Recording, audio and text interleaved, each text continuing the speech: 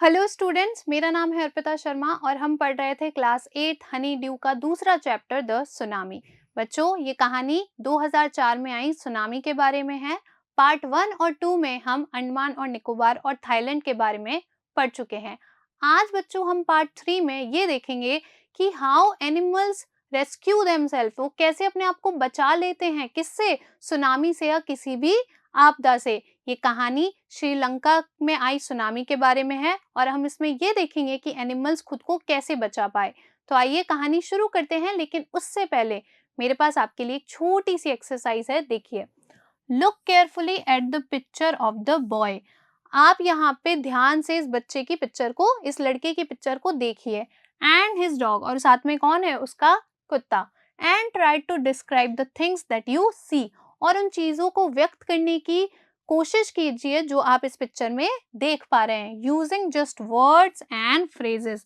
अब आप इसको व्यक्त करने के लिए या तो कुछ शब्दों का, नहीं तो छोटे फ्रेजेस यानी छोटे सेंटेंसेस का यूज कर सकते हैं। अब आप इसमें अपनी टीचर की हेल्प भी ले सकते हैं। तो ये एक्सरसाइज आप कैसे कर सकते हैं? ईदर द टीचर और one of the students can write down the words. या तो टीचर या फिर आप में से कोई भी एक विद्यार्थी इन शब्दों को लिख सकता है and phrases on the black board. कहाँ पर? ब्लैक बोर्ड में। तो आप ये एक्सरसाइज कैसे कर सकते हैं? क्लासरूम में या तो टीचर या फिर आप में से कोई एक कुछ शब्द या छोटे सेंटेंसेस इस पिक्चर के बारे में लिख सकते हैं जो भी आप इसके अंदर देख पा रहे हैं और इससे समझ पा रहे हैं। आइए कहानी शुरू करते हैं। Before the giant waves slammed into the coast in India.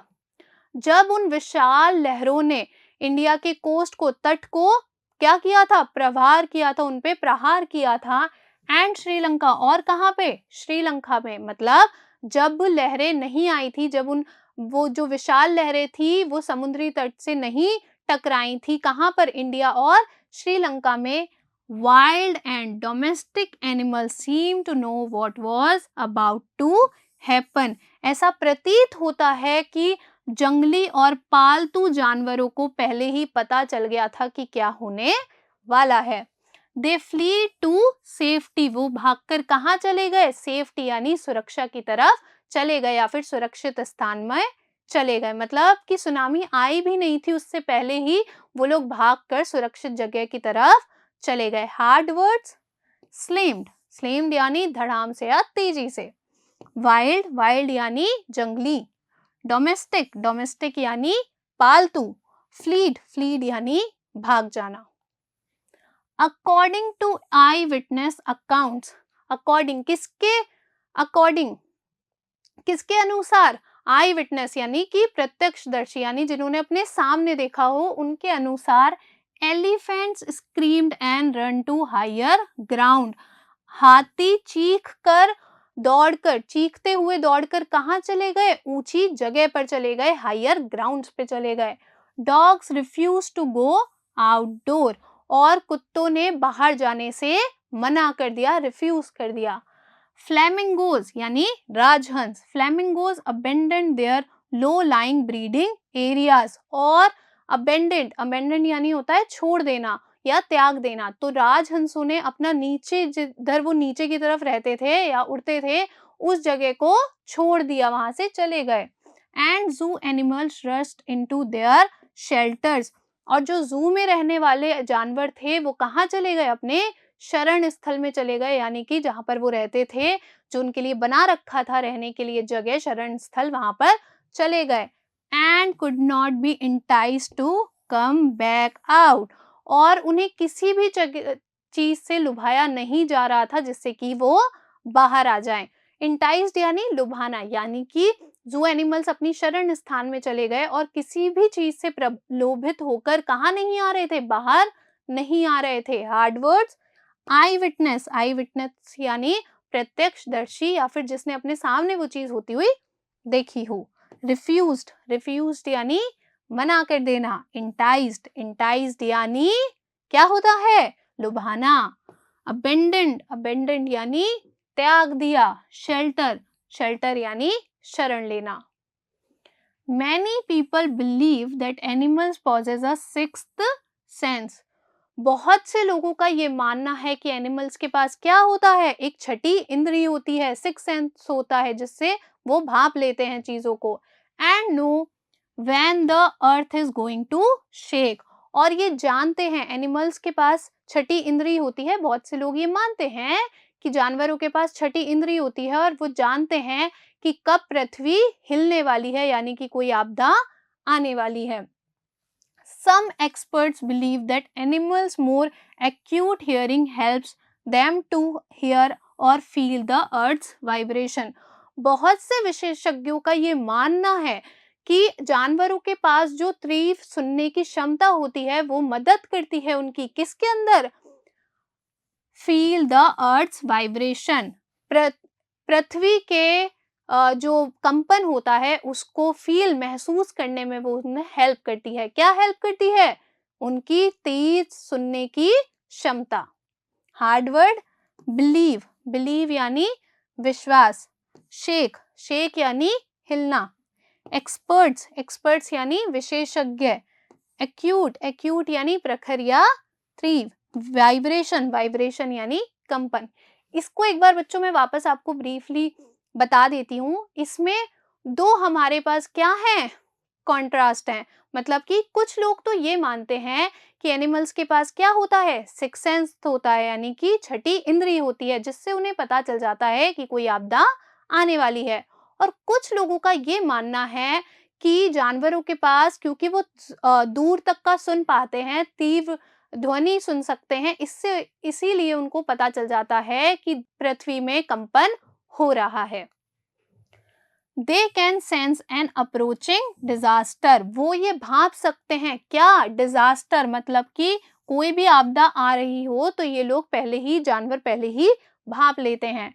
Long before human realise what's going on, यानी कि मनुष्य या इंसान ये महसूस भी कर पाए कि क्या हो रहा है, इससे पहले ही एनिमल्स क्या होते हैं, जानवर क्या होते हैं, उस चीज को भाप लेते हैं या समझ लेते हैं। हार्ड वर्ड डिजास्टर, डिजास्टर यानी आपदा, रियलाइज, रियलाइज यानी महसूस करना। We can not be sure whether animals have six sense और नॉट, हम ये निश्चित रूप से नहीं कह सकते कि एनिमल्स, जानवरों के पास छठी इंद्री होती है या नहीं। But the fact is that the giant waves that rolled through the Indian Ocean, लेकिन तथ्य ये है कि जो विशाल लहरें इंडियन ओशन में आई थी, उन्होंने killed more than 1,50,000 people in a dozen countries, उन्होंने बहुत सारे शहरों में या बहुत सारे देशों में 1,50,000 लोगों को मारा था, मार दिया था। But not many animals have been reported dead, लेकिन बहुत सारे जानवरों के मरने की सूचना नहीं आई। मतलब ये तो काउंट हो गया कि 1,50,000 लोग मरे हैं, लेकिन एनिमल्स के मरने की सूचना नहीं मिली, या फिर बहुत सारे एनिमल्स उस टाइम नहीं मरे थे। इसका मतलब वो कहाँ चले गए थे, वो किसी सेफर जगह पे चले गए थे। हार्ड वर्ड श्योर, श्योर यानी निश्चित, ओशन, ओशन यानी महासागर। Along India's Cuddalore coast, India के कॉर्डिलोर तट पर, where thousands of people perished, जहां पर थाउजेंड, हजारों लोग मर गए। Buffaloes, goats, dogs were found unharmed, वहां पर, वैसी जगह पे जहाँ पे हजारों इंसान मर गए, वहां पे बफेलोज, गोट्स, बकरियां, डॉग्स मतलब कि भैंसे, बकरियां और कुत्ते को कोई भी हार्म नहीं हुआ, कोई भी नुकसान नहीं हुआ। The Yala national park in Sri Lanka is home to a variety of animals, जो याला नेशनल पार्क है, कहाँ पर, श्रीलंका में, वो बहुत सारी प्रजातियों का, बहुत सारी एनिमल की प्रजातियों का घर है, including elephants, leopards and 130 species of bird. वहां पे कितने सारे स्पीशीज यानी प्रजातियां हैं, एलिफेंट्स है वहां पे लेपर्ड यानी चीता है, और वहां पे 130 यानी कि 130 प्रजातियां हैं, किसकी, बर्ड्स की, चिड़ियाओं की। वैरायटी, वैरायटी यानी क्या होता है, प्रकार, स्पीशीज, स्पीशीज यानी क्या होता है, प्रजातियां। 60 visitors were washed away from the Patannagala beach inside the park. 60 visitors, जो visitors यानी जो बाहर से लोग आते हैं वो, तो 60 विजिटर वॉश्ड अवे मतलब बह गए थे पतनगाला बीच पर. But no animal carcasses were found, लेकिन किसी भी जानवर का मरा हुआ शव या शरीर नहीं मिला. एक्सेप्ट फॉर 2 वाटर बफेलोज, सिर्फ किनकी बॉडीज मिली? 2 वाटर बफेलोज की, जो पानी में बफेलोज भैंस रहती है, सिर्फ उनकी. About an hour before the tsunami hit, tsunami के आने से 1 घंटे पहले people at Yala National Park had observed 3 elephants running away from the Patangala beach. तो कुछ लोगों ने क्या देखा था? 3 एलिफेंट्स को बीच से दूर भागते हुए देखा था. मतलब सुनामी आई भी नहीं थी, उससे पहले ही एलिफेंट्स क्या कर रहे थे? समुद्री तट से दूर जा रहे थे. Hard word. विजिटर्स, विजिटर्स यानी आगंतुक या फिर जो लोग घूमने आते हैं. कार्केसेस यानी पशुओं के मृत शरीर. A Sri Lankan gentleman who lives on the coast near Gale said his 2 dogs would not go for their daily run on the beach. Sri Lanka के एक जेंटलमैन, एक व्यक्ति, उन्होंने बताया, जो कहाँ रहते हैं? गेल के तट पर रहते हैं, एक बीच के तट पर रहते हैं. उन्होंने बताया कि उनके 2 कुत्तों ने बीच पर जाने से मना कर दिया. किस लिए जाते थे वो? Daily run on the beach, रोज सुबह की जो दौड़ होती है उसके लिए वो जाते थे, लेकिन उस दिन उन्होंने जाने से, डॉग्स ने जाने से मना कर दिया. They are usually excited to go on the outing. वो हमेशा क्या होते हैं? वो डॉग्स हमेशा, अब अंकल बता रहे हैं, वो जेंटलमैन व्यक्ति बता रहे हैं कि मेरे डॉग्स हमेशा क्या होते हैं? बहुत ज्यादा उत्तेजित होते हैं बाहर जाने के लिए. But on that day they refuse to go, लेकिन उस दिन, जिस दिन सुनामी आने वाली थी, उस दिन उन लोगों ने बाहर जाने से मना कर दिया. And most probably saved his life, और इसी कारण उन व्यक्ति की भी जान बच गई, क्योंकि अगर वो डॉग्स बीच पर नहीं गए तो वो व्यक्ति भी नहीं गए, और इसी वजह से डॉग्स और उन व्यक्ति की जान बच गई. Hard word. एक्साइटेड, एक्साइटेड यानी उत्तेजित. अब बच्चों, यहाँ पे हमारा पार्ट 3 भी कंप्लीट हो गया. अब हम इसे समझने के लिए क्या करेंगे? कुछ सवाल और जवाब करेंगे. पहला सवाल देखिए. In the tsunami 1,50,000 people died. How many animals died? कि सुनामी में 1,50,000 लोगों की मृत्यु हुई थी. How many animals? कितने जानवरों की मृत्यु हुई? तो बहुत सारे जानवरों की मृत्यु हुई थी क्या? नहीं, बहुत सारे जानवरों के मरने की सूचना हमें नहीं मिली थी. तो इसका जवाब क्या होगा? Not many animals were reported dead. कि बहुत सारे जो जानवर थे उनके मरने की सूचना हमें नहीं मिली थी. दूसरा सवाल देखिए. How many people and animals died in याला नेशनल पार्क? कितने लोगों की और जानवरों की मृत्यु हुई थी याला नेशनल पार्क में? तो आप लोगों को याद होगा कि हमने पढ़ा था 60 विजिटर्स और 2 बफेलोज की वहां पे डेथ हुई थी. यानी कि क्या हुआ? 60 विजिटर्स, 60 ह्यूमंस और 2 एनिमल्स वहां पे मृत पाए गए थे. तो इसका जवाब देखिए. 60 people and 2 animals died in याला नेशनल पार्क. कि याला नेशनल पार्क में 60 people, 60 लोग और 2 जानवर मृत पाए गए थे. तीसरा सवाल. What do people say about the elephants of याला नेशनल पार्क? याला नेशनल पार्क में जो एलिफेंट्स थे, जो हाथी थे, उसके बारे में लोग क्या कहते हैं? तो याद कीजिए, हमने इसके बारे में भी पढ़ा था. क्या पढ़ा था? कि सुनामी आने से 1 घंटे पहले ही वो लोग बीच से, समुद्र तट से दूर भाग गए थे. तो इसका जवाब क्या होगा? People say that the 3 elephants of याला national park ran away. ran away यानी भाग गए थे. कहां से? From the Patangala beach about an hour before the tsunami hit. कि सुनामी के आने से पहले ही वो बीच से चले गए थे. चौथा सवाल देखिए. What did the dogs in Gale do? कि गेल के जो डॉग्स थे, कुत्ते थे, उन्होंने क्या किया था? तो क्या किया था? याद कीजिए.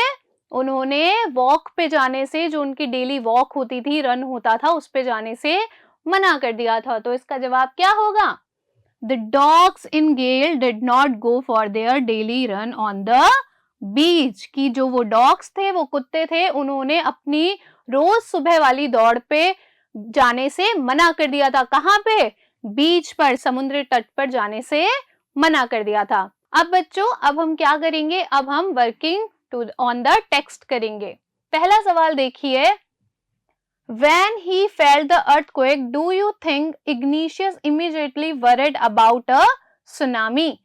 जैसे ही इग्निशियस को हमने फर्स्ट पार्ट में पढ़ा था ना, जो मैनेजर था कोऑपरेटिव सोसाइटी का, तो इग्निशियस ने जैसे ही भूकंप के झटके महसूस किए, क्या उसे पता था कि सुनामी आने वाली है? Give reasons for your answer. Which sentence in the text tells you that the Ignatius family did not have any time to discuss and plan their course of action after the tsunami struck? और अपने जवाब के लिए कुछ कारण दीजिए कि आपको ऐसा लगता है क्या कि उन लोगों को, उसकी फैमिली को समय मिल पाया था किसी भी चीज को डिस्कस करने के लिए। तो इसका जवाब देखिए, When he felt the earthquake, I think Ignatius did not get worried। कि वो चिंतित नहीं हुआ था। किसके बारे में? About a tsunami, सुनामी के बारे में। The first reason is this, that he ensured the safety of the television। कि उसे सबसे पहले किसकी चिंता हुई थी? टेलीविजन की चिंता हुई थी। हमने पढ़ा था ना कि उसने टेबल से उतार के उसे कहाँ रख दिया था? जमीन पे रख दिया था। The second is that the family rushed out of the house। और दूसरा रीजन क्या है कि फैमिली कहाँ चली गई थी? बाहर चली गई थी, दौड़कर बाहर चली गई थी। अगर उन्हें पता होता कि सुनामी आने वाली है तो क्या वो बाहर जाते? वो बाहर नहीं जाते। In the chaos and confusion, two of his children caught hold of their mother's father and mother's brother and rushed in the opposite direction। This sentence in the text shows us that the Ignatius family did not have any time to discuss and plan their course of action after the tsunami struck। ये जो बात है बच्चों, ये जो sentence है, कौन सा सेंटेंस? कि इतने कंफ्यूजन में, इतनी चिंता में और इतनी उलझन में उनके दोनों बच्चे अपने नाना और अपने मामा का हाथ छुड़ाकर कहाँ भाग गए थे? दूसरी दिशा में भाग गए थे। इस सेंटेंस से हमको पता चलता है कि इग्निशियस की फैमिली को बिल्कुल भी समय नहीं मिला था किसी भी बात को डिस्कस करने के लिए। दूसरा सवाल, हाउ आर मेघना एंड अलमास स्टोरी सिमिलर? कि अलमास और मेघना की स्टोरी कैसे सिमिलर है? तो हमने पढ़ा है कि दोनों ने ही क्या किया था? अपनी फैमिलीज को खो दिया था। और दोनों ही किससे बच पाई थी? किससे बच पाई थी बच्चों? लकड़ी के कारण बच पाई थी, कि उन दोनों ने ही लकड़ी को पकड़ रखा था। तो इसका जवाब क्या होगा? Both Magna and Almas lost their parents. कि दोनों ने ही किसे खो दिया था? अपने माता पिता को खो दिया था। मेघना saved herself bye a wooden door. मेघना ने खुद को कैसे बचाया? एक लकड़ी के दरवाजे से। And Almas by a wooden log. और अलमास ने खुद को कैसे बचाया? एक लकड़ी के गट्ठे से। And reach the shore. और कहां पहुंच गई? किनारे पर पहुंच गई। तीसरा सवाल, What are the different ways in which Tilly's parents could have reacted to her behavior?